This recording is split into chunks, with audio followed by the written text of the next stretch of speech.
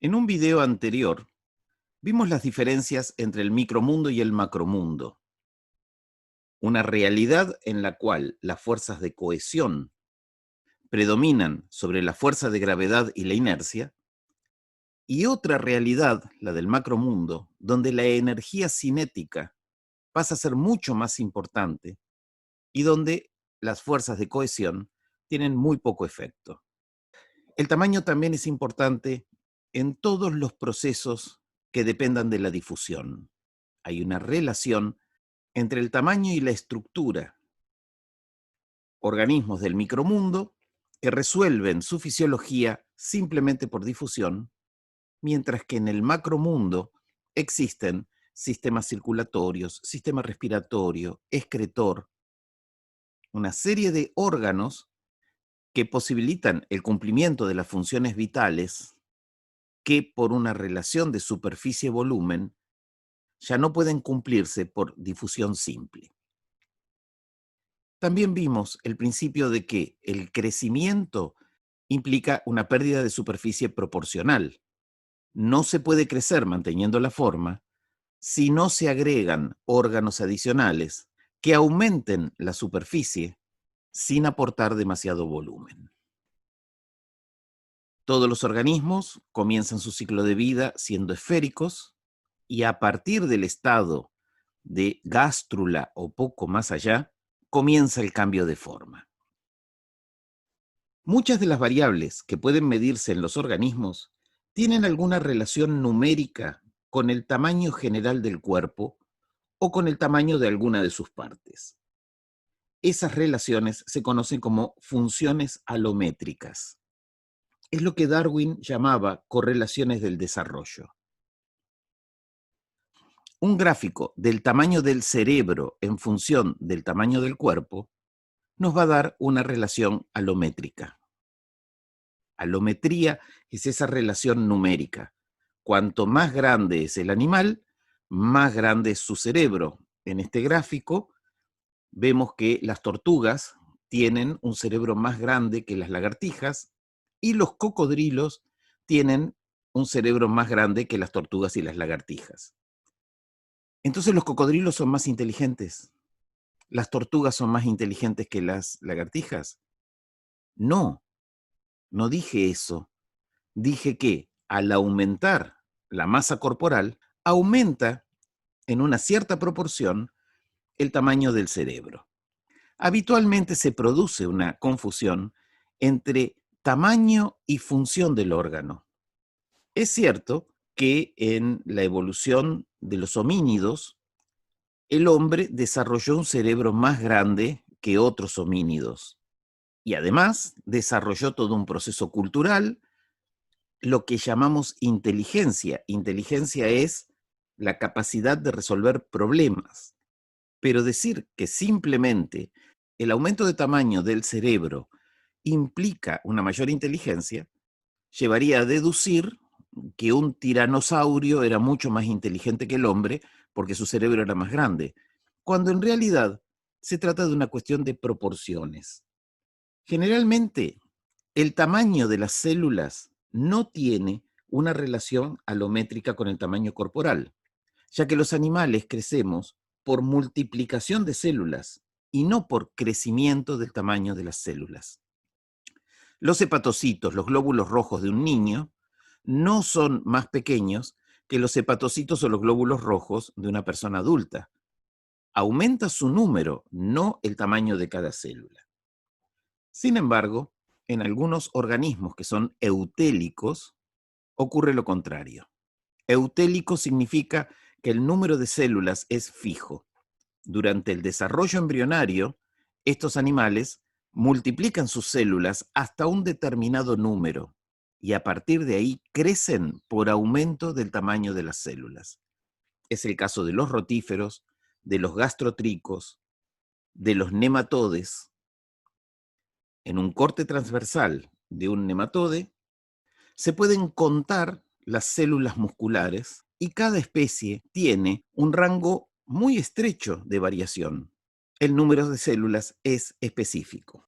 En el resto de los animales, el cuerpo y los órganos aumentan por multiplicación del número de células. En este gráfico que estábamos viendo, puede ocurrir que el tamaño del cerebro sea una simple consecuencia del aumento del tamaño corporal o viceversa. En tal caso, una mutación que altere una de las variables necesariamente va a alterar la otra. Puede ser adaptativo para un animal grande tener un cerebro grande, pero no necesariamente una diferencia en el tamaño del cerebro se refleja en mayor supervivencia, en mayor reproducción. Muchos casos de alometría se describen mediante una ecuación exponencial simple del tipo y igual a a por x a la b. La alometría puede ser consecuencia de dos procesos distintos. Puede haber alometría por constraints del desarrollo o puede haber alometría por adaptación. Las patas de un elefante son muy distintas a las patas de un ratón, más allá del desarrollo de los dedos, en cuanto a su estructura. Galileo, en el siglo XVII, ilustró dos fémures para ejemplificar cómo en los animales un cambio de longitud de 2,5 veces va acompañado de un aumento de más de 10 veces en el ancho. El hueso que sostiene a un ciervo, por ejemplo, si creciera sin cambiar la forma, no podría sostener un elefante. Al crecer en largo, el hueso tiene que cambiar sus proporciones, tiene que ser mucho más ancho, por una simple razón de resistencia física. En este esquema vemos los fémures de algunos animales de masa corporal creciente, graficados en sus tamaños relativos, perro, ciervo, hipopótamo, elefante, y a la derecha de cada uno, lo que se ha hecho fue llevarlos todos a la misma longitud. Los huesos, a medida que se hacen más largos, requieren un ancho mayor que les confiere la resistencia necesaria. De otro modo, serían demasiado frágiles. El grosor cada vez mayor es un constraint funcional. De otro modo, si los huesos no fueran cada vez proporcionalmente más gruesos, el animal quedaría en inferioridad de condiciones. Por eso son ridículas las películas donde muestran, por ejemplo, a Gulliver como gigante rodeado de enanos y todos tienen las mismas proporciones. Un gigante no puede tener huesos con la misma forma que los que tienen unos seres que miden 10 veces menos. El cuerpo de un gigante, como este de los cuentos, no puede tener la misma forma que el cuerpo de los enanos cuando hay una diferencia de escala de tal magnitud. Pero la sola existencia de alometría no es una evidencia fuerte de un constraint. Hay que ponerlo a prueba, experimentando si es ontogenéticamente inevitable o si esa alometría es afectada por la selección natural. Hay relaciones alométricas que son tan maleables por selección como cualquier otro aspecto de la biología de un animal. En particular, el dimorfismo sexual suele ser producto de una alometría que está regulada por selección. Los machos de las moscas de la familia Diopsidae, que tiene varios cientos de especies conocidas, tienen unos pedúnculos oculares excepcionalmente desarrollados, que en algunos casos superan en total el largo del cuerpo. Aquí vemos una pareja en cópula. Los pedúnculos oculares de los machos son muchísimo más amplios que los de las hembras. Machos y hembras no difieren mucho en longitud, más o menos miden 1 centímetro, pero es evidente el dimorfismo sexual. Hay evidencias etológicas y genéticas de que los machos con los pedúnculos oculares más largos tienen mayor éxito reproductivo y son las hembras las que eligen el macho con quien se van a cruzar. De modo que se puede relacionar fácilmente con la hipótesis del hándicap, que explica el mecanismo evolutivo del dimorfismo sexual. No es este el lugar para explicar la teoría del hándicap, lo van a ver en la materia evolución con todo detalle, pero básicamente se refiere a características físicas que en realidad no aportan a la supervivencia del macho que tiene esta diferencia. Pero esa carga, esa característica que es energéticamente desfavorable, es un indicador de calidad genética y está involucrado en el proceso de selección sexual. Experimentalmente, criaron en laboratorio poblaciones que dejaron libradas al juego de la selección normal y otras cepas donde se seleccionaron artificialmente los machos con pedúnculos más largos y en otras los machos con pedúnculos más cortos. Y comprobaron que en solo 10 generaciones una de las cepas aumentó significativamente el largo proporcional de los pedúnculos, mientras que la otra lo redujo también significativamente respecto de la cepa original, que es donde no se aplicó selección artificial.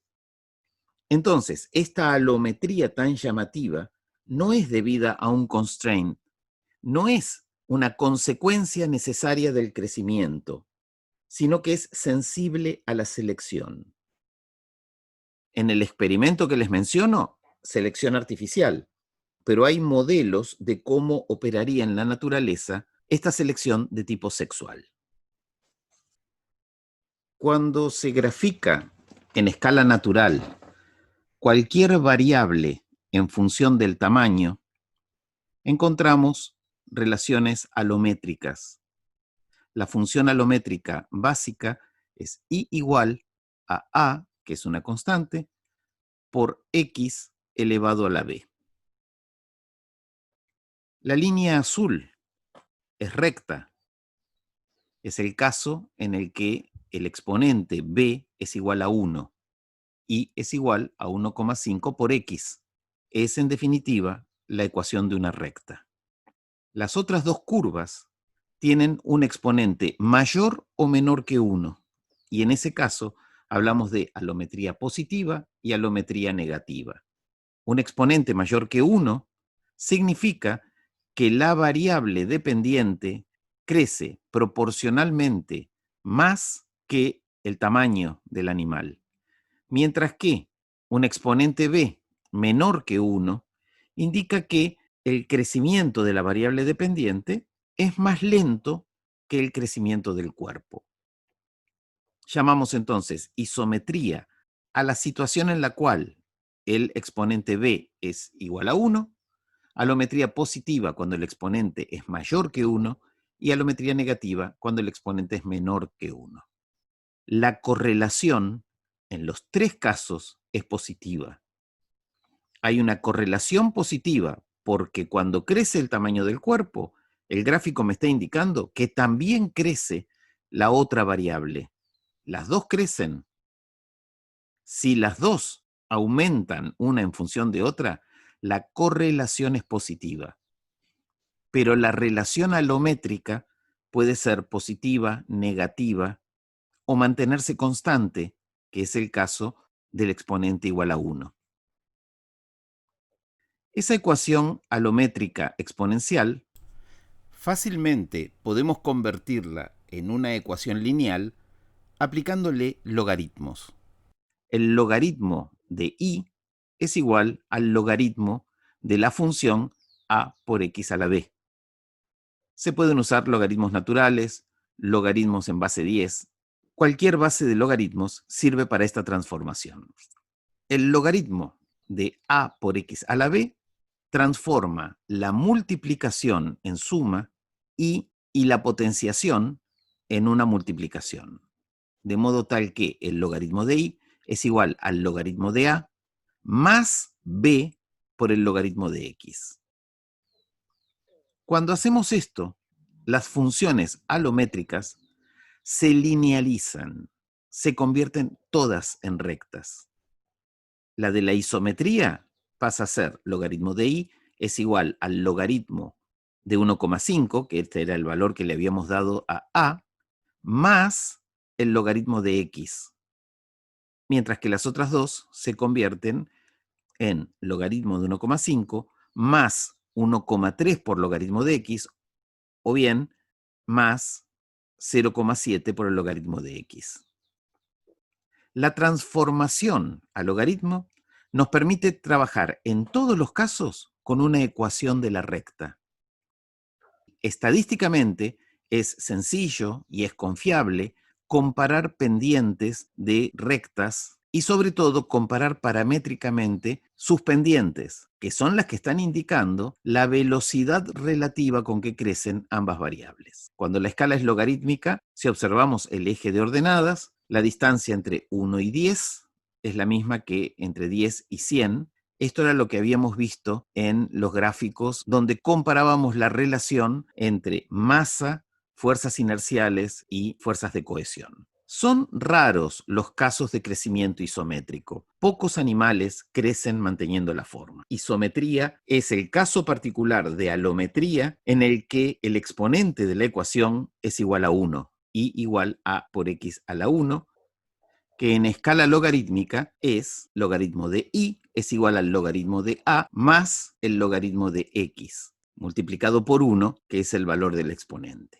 Una característica del género Desmognathus, estas salamandras son anfibios urodelos, es que las proporciones del cuerpo no varían entre especies. Estas siluetas corresponden a 6 especies del género Desmognathus y no hay una diferencia de forma entre los individuos de la especie de menor tamaño y la de mayor tamaño. Por un lado, el cuerpo es alargado, la cola aporta bastante superficie en función del volumen, tienen pulmones. Habría que hacer un análisis del desarrollo de los pulmones en un caso y en otro. De algún modo, estos animales han conservado la forma a lo largo de la evolución y podemos decir que hay isometría filogenética entre el largo y el ancho de estos animales. Pero la alometría también se mide ontogenéticamente en una misma especie.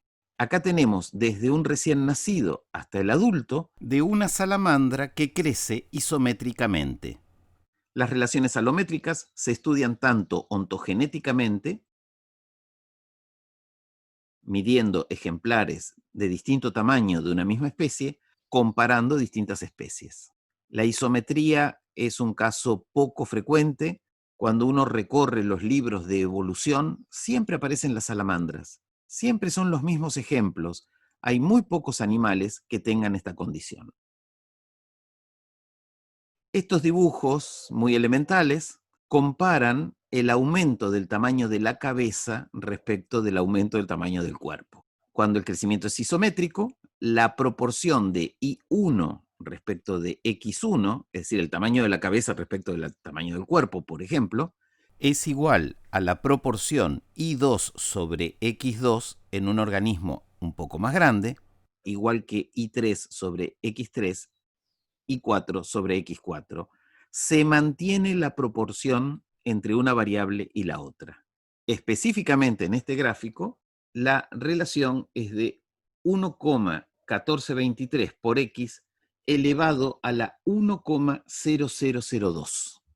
Es decir, el exponente es igual a 1, es un caso de isometría. Acá tenemos dientes de megalodon, un tiburón fósil, tienen distintos tamaños, y calculados sobre estos dientes en particular, la función tiene un exponente de 0,9835.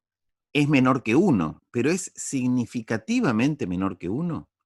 Es muy difícil que con datos reales la pendiente b vaya a dar exactamente 1,0, por lo que hay que hacer una prueba estadística para evaluar si el valor se aleja significativamente de 1. El valor de la pendiente, el valor de b, tiene un error estándar de b, con el que se puede hacer un test de t para determinar la probabilidad de la hipótesis b igual a 1. En estadística habrán visto el test de t para comparar dos parámetros. Es una prueba estadística muy sencilla y el error estándar de b es fácil de obtener en Excel o con algún otro programa estadístico. El valor de t para n-2 grados de libertad es b-1 dividido el error estándar de b. Aquí tenemos una serie de mejillones, 10 mejillones apoyados sobre papel milimetrado. Se puede dibujar el contorno, medirlos, y este ejemplo dio que el logaritmo del ancho es igual a menos 0,1830 más 0,9489 por el logaritmo del largo. El coeficiente de correlación es de 0,99. Hay una muy buena correlación entre largo y ancho. 0,9489 es distinto de 1. Necesitamos hacer un test de t. T, dijimos, para n-2 grados de libertad es la pendiente b es decir, 0,9489 menos 1, dividido el error estándar de B, que me lo calcula la computadora. No vamos a entrar acá a cómo se calcula el error estándar. Ese valor es de 0,0433. Entonces, T para 8 grados de libertad, porque son 10 mejillones y dijimos n-2, es igual a menos 0,0511. Este valor surge de restar 0,9489 menos 1, dividido 0,0433, que es el error estándar. El valor de T es menos 1,18. La probabilidad es de 0,27. El nivel crítico de probabilidad es 0,05 para una diferencia significativa, 0,01 para una diferencia altamente significativa, 0,27 está muy por encima de 0,05, por lo tanto, la diferencia no es significativa. Y podemos admitir que el crecimiento de estos mejillones es isométrico, o sea, alométrico dependiente 1. En general, cuando se habla de alometría o de alometría propiamente dicha, nos estamos refiriendo a aquellos casos en que la ecuación de la recta tiene una pendiente mayor o menor que 1, significativamente distinta de 1. Si la pendiente es mayor que 1, se dice que existe alometría positiva. Si es menor que 1, hay alometría negativa. Como la isometría, que es un caso particular de alometría, tiene su propio nombre, en general, cuando la gente habla de alometría, se está refiriendo a estos casos. Alometría positiva. La cabeza crece significativamente más en proporción a cómo crece el cuerpo. Cuando la alometría es positiva, la proporción de I1 sobre X1 es menor que la proporción de I2 sobre X2, menor que la proporción I3 sobre X3 y así sucesivamente. La ecuación alométrica dio, en este caso, un exponente 1,5. La recta que se ve abajo era la recta isométrica del primer ejemplo. Muchas aves de pico largo, al nacer, tienen un pico corto, y el pico crece proporcionalmente mucho más que cómo va creciendo la cabeza. Y ahí tenemos la curva alométrica, lo que representa el exponente mayor a 1. Al aumentar el largo del cráneo, también se produce un crecimiento del pico, pero este crece a mayor velocidad, por lo que el pico, que es más corto que el cráneo en el pollo recién nacido, termina siendo mucho más largo que el cráneo en el adulto, indicado por el cambio de la relación entre el largo del cráneo, que es la medida AB, y el largo del pico, que es la medida BAC. Comparemos el hocico, el largo del morro, en la cría y en su madre. Comparemos el largo del hocico en los cachorros y en la madre. La alometría es lo más frecuente en todo el reino animal. Hay órganos que crecen más rápido que el cuerpo, órganos que crecen más lento que el cuerpo. La forma va variando.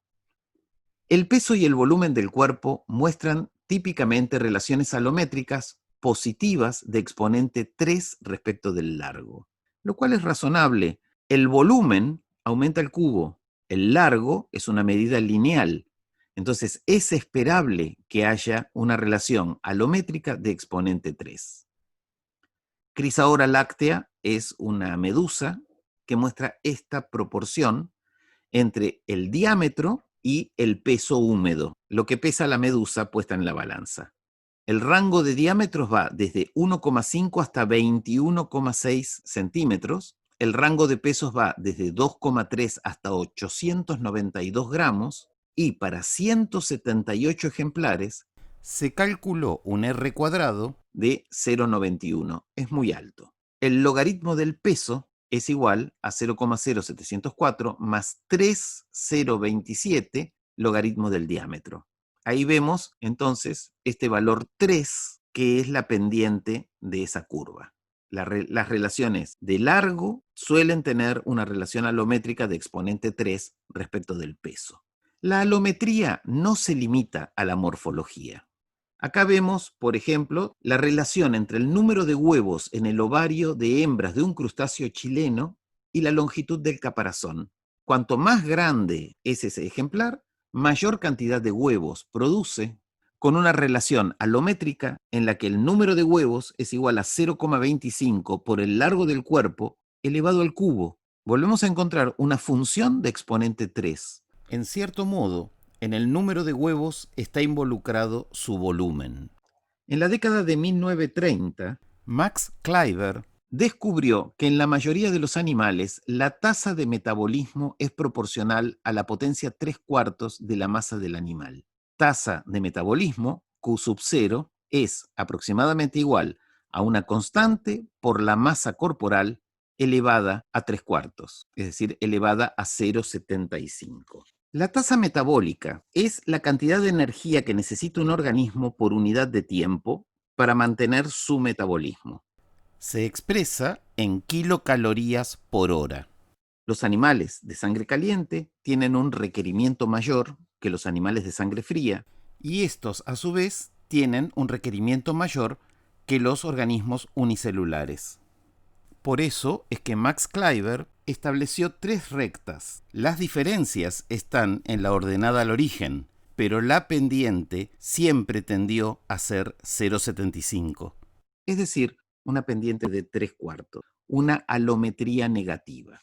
¿Qué quiere decir alometría negativa en este caso? Los animales grandes necesitan obviamente más energía que los animales pequeños, sencillamente porque son más grandes, pero la tasa a la que consumen esa energía es muy diferente. El metabolismo de cada célula de un animal grande es mucho más lento que el metabolismo de un animal más pequeño. Si un elefante tuviera la tasa metabólica de un ratón, debería comer una cantidad inmanejable de alimento y produciría una cantidad de calor imposible de disipar. Es notable que un elefante que pesa 200.000 veces más que un ratón, estamos comparando un animal de 5 toneladas con un animal de 25 gramos. Ambos están en el macromundo. Sin embargo, la diferencia de peso es de 200.000 veces. Y sin embargo, el elefante solo requiere 10.000 veces más energía que el ratón. Por supuesto, consume una cantidad enorme de alimento, pero su metabolismo es más lento. Un elefante consume más o menos entre 100 y 200 kilos por día de alimento. Si pesa 5 toneladas, 200 kilos es el 4% de su peso corporal. Un ratón pesa 25-30 gramos y consume alrededor de 4 o 5 gramos de comida por día, es decir, el 16% de su peso. Para llevar la comparación al extremo, la ballena azul, que pesa 150 toneladas, come alrededor de 3,5 toneladas de zooplancton por día. Es solo el 2,5% de su peso. Y una musaraña enana, que solo pesa 3 gramos, come unos 9 gramos de alimento por día. Come 3 veces su peso por día. Cuanto más pequeño es el animal, más energía necesita proporcionalmente a su peso.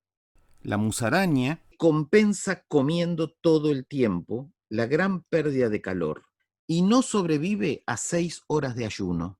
Necesita comer casi permanentemente. La actividad fisiológica de un animal pequeño es muchísimo más grande que la de un animal grande. El corazón de un ratón late más o menos 500 veces por minuto, mientras que el corazón del elefante late unas 28-30 veces por minuto y el corazón de la musaraña tiene unos 800 latidos por minuto. Vive solo un año. Hay una marcada correlación negativa entre la tasa específica de metabolismo y la masa, como consecuencia de la alometría negativa del consumo de alimentos respecto de ese mismo tamaño. La tasa metabólica específica expresa el requerimiento energético por unidad de tiempo, pero no de todo el animal, sino por unidad de masa. Sus unidades son Sus unidades son milímetros cúbicos de oxígeno por gramo de peso por hora. Aquí vemos entonces una correlación negativa. No estamos hablando de alometría, sino de correlación negativa. Cuanto más grande el animal, menor es su tasa metabólica específica. En cantidades absolutas, un elefante come muchísimo más que los animales más pequeños, por supuesto, pero su tasa metabólica específica es menor. Un ratón consume más de 200 microlitros de oxígeno por gramo por hora. La musaraña consume más de 700 milímetros cúbicos de oxígeno por gramo por hora, mientras que la tasa metabólica específica del elefante es de solo 75 milímetros cúbicos de oxígeno por gramo por día.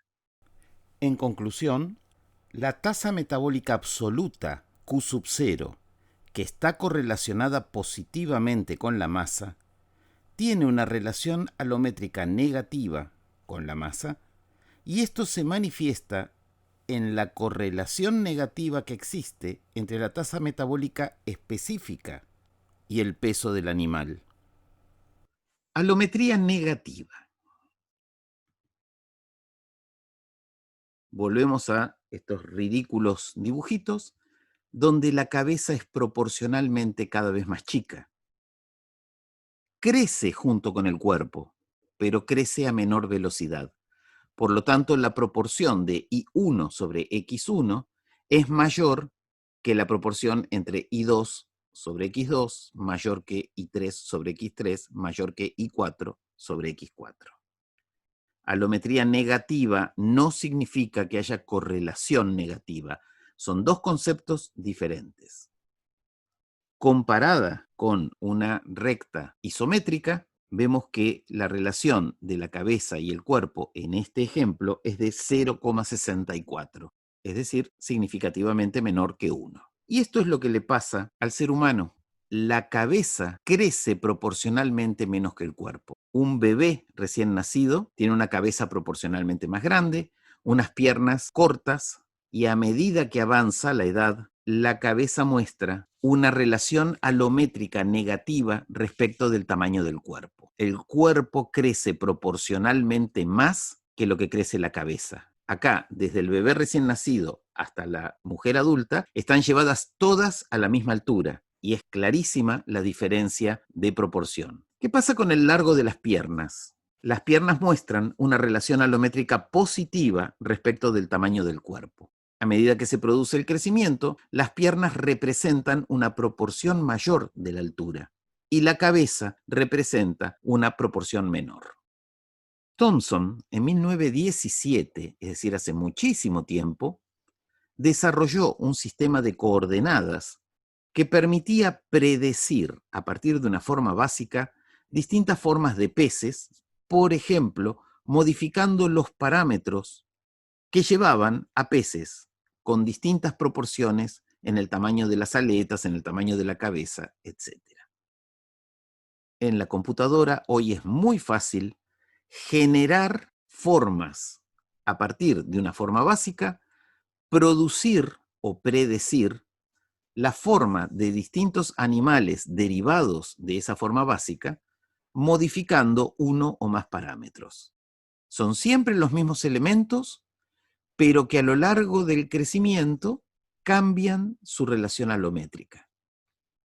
Aquí tenemos un yacaré y un gavial de la India. El largo del hocico es muy distinto, a pesar de que en el nacimiento los recién nacidos no difieren demasiado. Este es un fósil que pertenece al mismo grupo que los cocodrilos, forma parte del clado del cual derivan los cocodrilos. Entonces, cuando la gente dice, no, los cocodrilos no han variado a lo largo del tiempo, es mentira. Lo único que miraron es una boca grande llena de dientes, pero cuando se hace un análisis de las proporciones, de cómo crecen unos, cómo crecen otros, hay una variabilidad considerable. Esta imagen inspira ternura. ¿Qué tienen en común todos estos cachorros? Ojos grandes o proporcionalmente grandes, el morro corto, el hocico corto, que después cambia. En todas las especies, o en casi todas las especies de mamíferos y de aves, se produce una variación alométrica. La frente se inclina hacia atrás, el hocico, el morro, crece proporcionalmente más que el tamaño general de la cabeza. Cuando uno ve un bebé de cualquier especie, la reacción emotiva es siempre similar. Un cachorrito de perro, un gatito, un pollito, un bebé humano, de algún modo nos inspiran ternura, instinto de protección. Esto es un mecanismo biológico. El mismo organismo adulto quizás nos produce una reacción diferente. Asociamos esta imagen con la de un ser recién nacido, desprotegido, no peligroso, mientras que la imagen de un animal con el hocico largo, con los ojos proporcionalmente más chicos, inspira una sensación de desconfianza quizás. De ahí tal vez provenga la tendencia a producir razas de perros y de gatos de morro chato, un pequinés, un gato de Angora, que tienen problemas de respiración, que tienen los dientes todos torcidos, pero los ojos lucen como particularmente grandes y el hocico corto. En estas razas lo que se ha buscado es mantenerles un aspecto juvenil. El gato con botas en Shrek, cuando está peleando, tiene esta cara. ¿Qué hace cuando está amenazado e intenta inspirar ternura? Le dibujan los ojos grandes y el morro cortito. Lo hacen más niño, lo hacen más juvenil. Y yo me pregunto, esa vocación de protección hacia el oso panda, ¿hasta qué punto no está mediada por esas dos manchas negras sobre fondo blanco que tiene alrededor de los ojos? Parece un osito bebé. El morro parece más corto de lo que realmente es y los ojos parecen mucho más grandes. Parece que yo fuera enemigo del oso panda, porque lo traigo a veces de ejemplo, pero las grandes campañas que mueven millones de dólares para protección de un animal que despierta simpatía por su aspecto superan en mucho el dinero que se recibe para proteger otro tipo de especies. Está muy bien proteger al panda o al animal que sea, pero dentro de una política global basada en argumentos científicos. Usar una especie carismática como gancho publicitario puede servir para conmover al público, pero el trabajo profesional del biólogo no se resuelve por la vía emotiva, sino por la investigación cuantitativa y el desarrollo de modelos de gestión. Heterocronía. La heterocronía son cambios en el tiempo o en el ritmo de desarrollo de un órgano o de una parte de un animal, tales que la trayectoria ontogenética de una característica de un descendiente se acelera o se retrasa en comparación con la edad o la tasa de desarrollo de la misma característica en la ontogenia de un ancestro. Heterocronía es un proceso evolutivo donde la ontogenia del ancestro se ha modificado en el curso del tiempo, acelerando o retrasando la velocidad de crecimiento de un órgano o el tiempo en el que ese órgano se desarrolla. En este proceso se distinguen tres componentes básicos. Uno, el comienzo del desarrollo. Dos, el término del desarrollo. Y tres, el ritmo al que se produce ese desarrollo.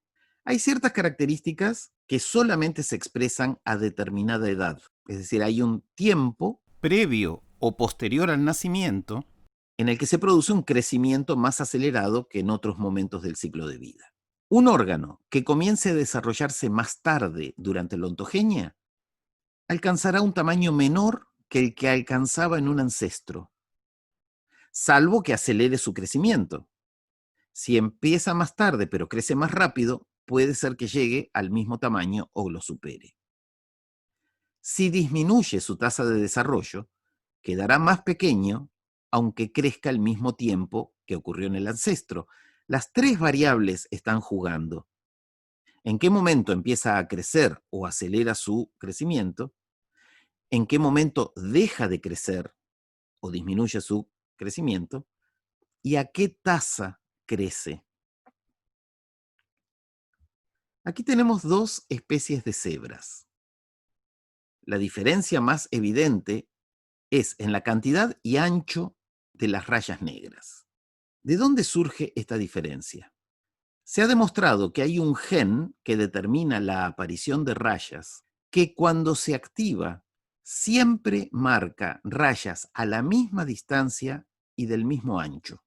En todas las especies de cebras, siempre el gen se expresa de la misma manera. Produce la melanización de franjas del mismo ancho y a la misma distancia. Aquí tenemos un Equus burchelli, una cebra de llanura, con su cría, y aquí tenemos una cebra de Grevi con su cría. Es decir, al nacer, ya la cría tiene las rayas que mantendrá hasta el adulto. Pero hay una diferencia. En Equus grevi, la cría no está totalmente melanizada. Las rayas no son negras en el momento de nacer. Mientras que en Equus burchelli, las rayas son totalmente negras. ¿De dónde sale esta diferencia? Vamos a hacer una analogía un tanto burda. Imaginemos un globo de cumpleaños rayado. Al inflarlo, esas rayas van a seguir siendo las mismas, pero más anchas y más distanciadas entre sí. Un feto de cebra no es un globo que se infla, pero este ejemplo nos da una aproximación intuitiva. En el desarrollo ontogenético de una cebra y otra, el gen que determina la aparición de las rayas negras se activa antes en la cebra burchelli. Cuando el feto ya tiene sus primeras rayas, el gen todavía no está activado en la cebra de Grevi. Es decir, las rayas se marcan después, de modo que al activarse el gen, marca rayas del mismo ancho y a la misma distancia que en la otra cebra se marcaron cuando el feto era más chico. Al crecer, una cebra tiene muchas rayas más delgadas y la otra tiene menos rayas y más gruesas. Una está totalmente melanizada al nacer y a la otra le falta completar la melanización. Se retrasó en el desarrollo el momento en que se expresaron las rayas. Y ahí viene la tara mental que se popularizó con el darwinismo. La explicación, claro, tiene rayas porque vive en el pastizal y le sirve para ocultarse de los depredadores, mientras que ¿por qué no necesita ocultarse tanto una cría? Todo eso es zaraza, todo eso es un cuento, cuando en realidad lo que ocurrió fue un cambio heterocrónico. Cambió el momento en que se expresa el gen. ¿Y por qué? ¿Para qué le sirve? Otra vez la tara darwiniana. Ocurrió, es así, nacen de esta manera. Está explicado cuál es el mecanismo. Después, si tiene alguna utilidad o no, es otro tema. Las diferencias estructurales no surgen para cumplir una función, no surgen por una necesidad impuesta por el ambiente. ¿Quieren que les diga quién proponía ese tipo de explicaciones? Ya lo saben porque a cada rato lo digo. Lamarck en 1809. Cuidado, hay demasiada gente que sigue pensando como a principios del siglo XIX. La heterocronía se reconoce como uno de los procesos más importantes en la evolución, por ejemplo, de las aves, sobre todo en la radiación de los neornites en el terciario. Un organismo alcanza madurez sexual en algún estadio del desarrollo somático, y ahí están todos los factores de regulación entre el desarrollo de sus células reproductivas, las células germinales, y la línea somática. Tres procesos pueden causar que la reproducción ocurra en un estadio más temprano del desarrollo somático. Puede haber una desaceleración. Esto es lo que se llamó neotenia, una desaceleración de la línea somática. La reproducción ocurre a la misma edad absoluta, pero el desarrollo somático se ha demorado. La pendiente del gráfico es menor. Si el cuerpo crece más lentamente en esos animales que sufren desaceleración, al llegar la edad de madurez sexual, desarrollan gónadas, pero no terminaron de crecer igual que crecía su ancestro. Puede ocurrir hipomorfosis, es lo que en la literatura antigua van a ver como progénesis. Las tasas de desarrollo de las dos líneas permanecen sin cambios, es decir, la pendiente es la misma. El desarrollo del descendiente y de su ancestro se producen al mismo ritmo, pero el desarrollo somático se detiene antes. o puede haber un post-desplazamiento donde las tasas de desarrollo de ambas líneas filogenéticas sigue sin cambio, pero el desarrollo somático se retrasa en su inicio. Cualquiera de las tres variaciones nos pueden llevar a un resultado similar: la desaceleración de la línea somática, la hipomorfosis, es decir, que el desarrollo somático se detenga antes de tiempo, o el postdesplazamiento, que corresponde a un desarrollo somático que retrasa su comienzo.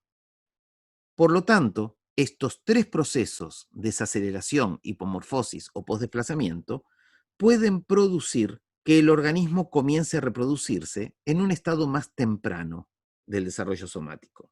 En los tres casos, el resultado morfológico puede ser similar. Y en general, cualquiera de los tres procesos reciben el nombre de pedomorfosis. Hablamos de pedomorfosis cuando la reproducción sexual se produce en un organismo similar a lo que era un estado juvenil en sus ancestros. El ejemplo más difundido es el axolotl. El axolotl mexicano es un animal adulto, se reproduce sexualmente, pero conserva las características de un renacuajo. Esto es un caso de pedomorfosis. El desarrollo somático no alcanzó a completarse, no sufrió metamorfosis y sin embargo alcanzó la edad adulta. El axolotl se parece mucho a un renacuajo de salamandra. Normalmente, un renacuajo de salamandra en algún momento sufre una metamorfosis, se convierte en adulto y en ese momento madura sexualmente. El axolotl no lo hace. Por lo menos no lo hace la mayoría de las veces. En algún caso puede metamorfosearse en ciertos ríos de México.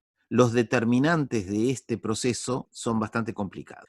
Pero en laboratorio, y si a un axolotl se le induce la metamorfosis, pierde las branquias y se desarrolla como una salamandra adulta. Es decir, hay factores de regulación del desarrollo que hacen que el axolotl no llegue normalmente a la metamorfosis y madure sexualmente, manteniendo las características del juvenil. Esto lo tuvo en cuenta Walt Disney para la evolución del ratón Mickey. Cuando apareció en 1928, el morro Era más estrecho. solían vérsele los dientes, si abría la boca, si sonreía, y a medida que fue pasando el tiempo, para 1947 el morro se hizo más corto, más ancho, y para 1990 se amplió el tamaño de los ojos, se redujo el tamaño de las orejas, se convirtió en un Mickey más niño. Lo que hizo Walt Disney fue tomar el ejemplo de la pedomorfosis para generar un personaje de dibujos animados que produjera un afecto mayor, que resultara más simpático. Esto fue analizado por Stephen Jay Gould, el paleontólogo que, entre tantas otras cosas, propuso los equilibrios intermitentes, un análisis muy, muy inteligente sobre la evolución de un dibujito animado aplicando criterios biológicos. Un chimpancé bebé tiene ojos proporcionalmente más grandes respecto del tamaño de su cabeza, un morro corto, su madre tiene un morro más largo, la frente más inclinada hacia atrás. ¿Y qué pasa en el ser humano? Los adultos mantenemos la frente bastante vertical, la mandíbula no sobresale hacia adelante, tenemos características juveniles. Nuestra cara, nuestra cabeza, muestra el efecto de un cambio heterocrónico de tipo pedogenético. Es decir, la cabeza de los adultos humanos tiene las características que tienen los juveniles de otros primates. Si se compara el cráneo de un feto de chimpancé con el de un feto humano, ¿y qué ocurre después durante el desarrollo?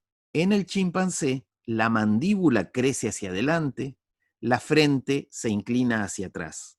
En el hombre, la cara sigue siendo bastante vertical, el desarrollo del lóbulo frontal del cerebro ocupa un espacio que, manteniendo la forma aproximada del cráneo juvenil, da como resultado la forma de cráneo del adulto. Aquí hay un fenómeno de pedomorfosis. Las alteraciones de la trayectoria ontogenética de los organismos con respecto a la de sus ancestros son heterocrónicas si se produjo una variación de la tasa de desarrollo, K, una modificación de la edad de inicio del desarrollo, alfa, o una modificación de la edad de finalización del desarrollo, beta.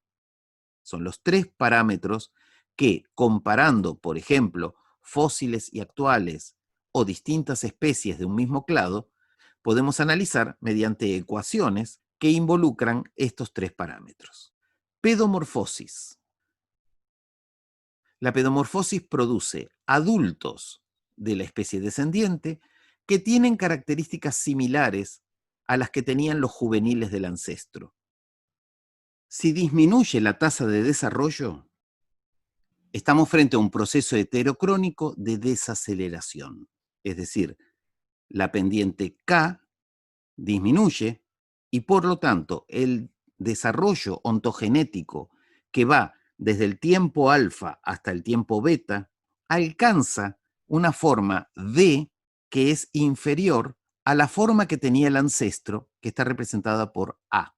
La línea de puntos es la trayectoria ontogenética del ancestro, que tenía, en este caso, una tasa de crecimiento K mayor que la que tiene el descendiente. Si el desarrollo ancestral era el que está a la izquierda, es decir, un juvenil, y llegaba a adulto con la forma que se ve en ese pescado, al haber desaceleración, los órganos se desarrollan desde el mismo momento que en el ancestro, terminan en el mismo momento que terminaba en el ancestro, es decir, a cierta edad, pero la tasa de crecimiento es menor.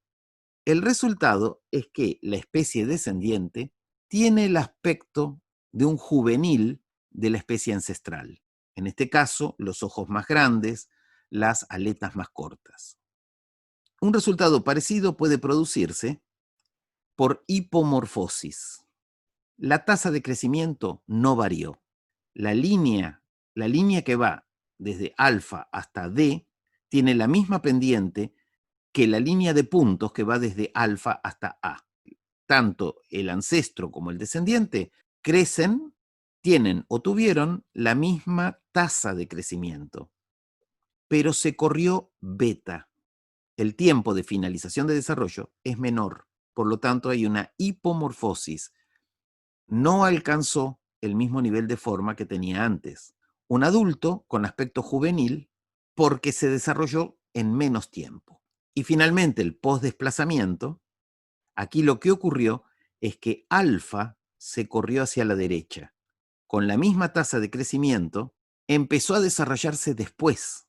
Y al llegar al tiempo beta, que es igual al del ancestro, también quedó con una forma que también puede resultar igual al anterior. Aquí, en el tiempo en que el ancestro ya estaba desarrollándose, en el postdesplazamiento, la especie descendiente todavía no empezó la metamorfosis o el crecimiento que lleva a la forma adulta. Hubo un postdesplazamiento. El desarrollo empezó después, pero terminó al mismo tiempo. Lo contrario son los procesos heterocrónicos peramórficos. Decimos que hay peramorfosis cuando los juveniles de la especie descendiente tienen características similares a las que tenían los adultos del ancestro. Y los adultos de la especie descendiente exageran las características que tenía el ancestro. Puede producirse por aceleración, es decir, la tasa de crecimiento aumentó, el coeficiente K del descendiente es mayor que el coeficiente K del ancestro, y aunque se desarrollan en el mismo tiempo, alfa y beta permanecen en su lugar, alcanza un nivel de desarrollo mayor, la trayectoria desde alfa hasta D llega a un punto más alto que la trayectoria de alfa hasta A. Es lo contrario de la desaceleración. Por lo tanto, la especie descendiente puede tener exagerados en este dibujo ojos proporcionalmente más chicos que los que tenía el ancestro, espinas proporcionalmente más largas, aletas más largas, es decir, parece una versión exagerada de cómo era el ancestro. Creciendo en mismo tiempo, la tasa de crecimiento es mayor. La hipermorfosis es lo contrario de la hipomorfosis. La tasa de crecimiento ancestral se mantiene en la especie descendiente, pero se corre beta. Es decir, crece durante más tiempo. El tiempo de finalización del desarrollo es posterior. Por lo tanto, alcanza un nivel morfológico mayor y en el predesplazamiento lo que ocurre es que comienza a desarrollarse antes y entonces el resultado puede ser similar al anterior. En la hipermorfosis podemos tener este resultado. El juvenil posiblemente se parezca en algunos aspectos, no es Haeckel, no es que la ontogenia recapitula la filogenia, olvidémonos de esa maldita frase, pero el juvenil puede tener ciertas características similares a las del adulto, del ancestro, y seguir creciendo, y seguir más allá, y producir una exageración de ciertas características. Y el predesplazamiento es el corrimiento del inicio del desarrollo. La especie descendiente empieza a desarrollarse antes de lo que lo hacía su ancestro. La pendiente es la misma, pero el tiempo de desarrollo es mayor. Desaceleración, hipomorfosis y postdesplazamiento son procesos heterocrónicos pedomórficos.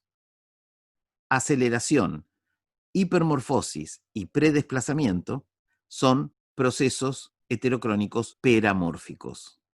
En la desaceleración se reduce la tasa de crecimiento, en la hipomorfosis el desarrollo finaliza antes, en el postdesplazamiento el desarrollo inicia más tarde. En la peramorfosis tenemos aceleración, la tasa de crecimiento aumenta en el descendiente respecto del ancestro. En la hipermorfosis, el descendiente continúa el desarrollo después de lo que lo terminaba su ancestro, y en el predesplazamiento, el descendiente comienza a desarrollarse antes de lo que lo hacía el ancestro. Estamos hablando de ciertas características, no de todo el animal. En nuestro caso registramos un proceso pedomórfico en la estructura de nuestra cabeza, no en otros órganos. La morfología craneana, característica de las aves, con una región orbital ampliada o un neurocráneo globoso, esta cabeza típica de las aves, es también característica de los juveniles de los terópodos y otros arcosaurios. Se han encontrado cráneos de embriones de dinosaurios en yacimientos fosilíferos donde encontraron huevos, y estas cabezas globosas con órbitas grandes son mucho más cercanas a lo que es el cráneo de un ave. En este trabajo, publicado en 2012, se explicó el origen de las aves actuales con las evidencias de 4 procesos heterocrónicos pedomórficos que pudieron detectarse en fósiles de dinosaurios. Acá tenemos 3 saurópsidos.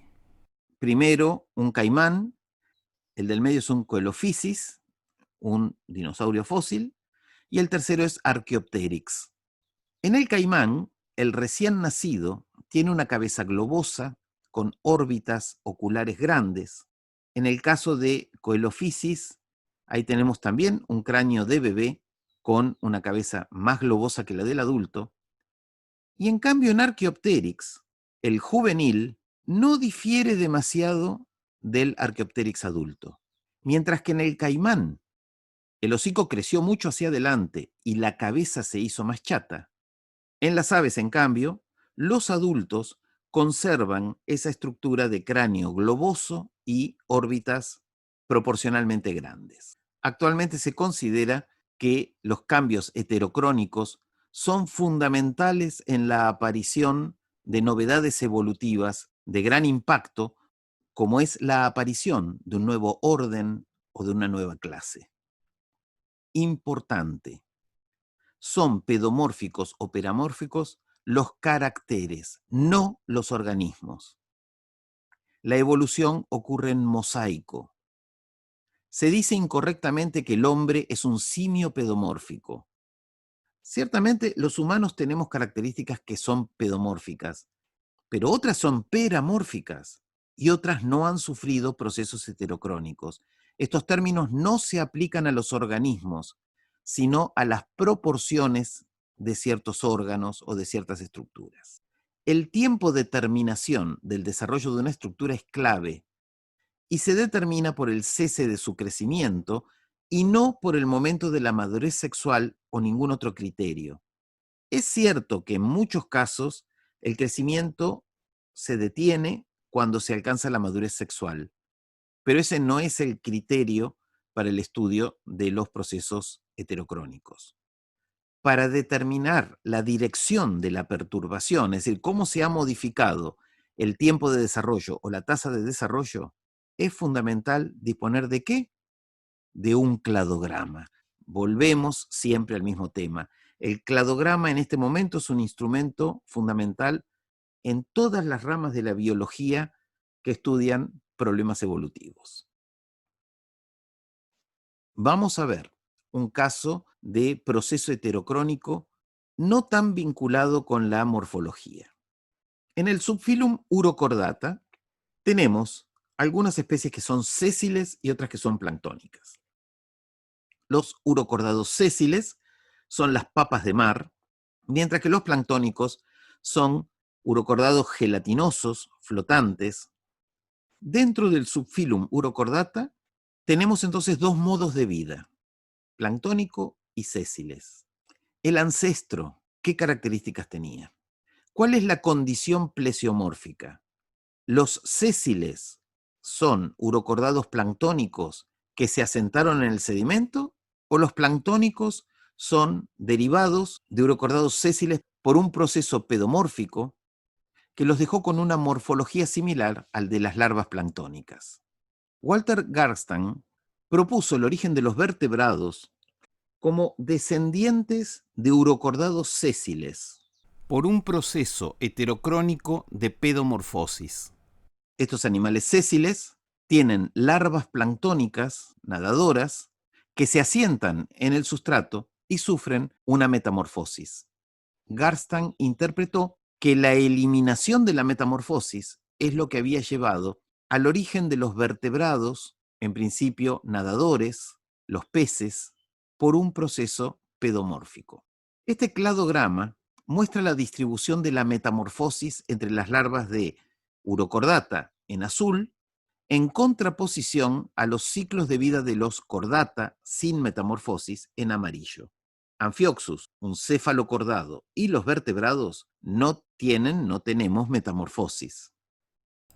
No incluyo en esta generalización a los anfibios, cuya metamorfosis no es homóloga a la de los urocordados.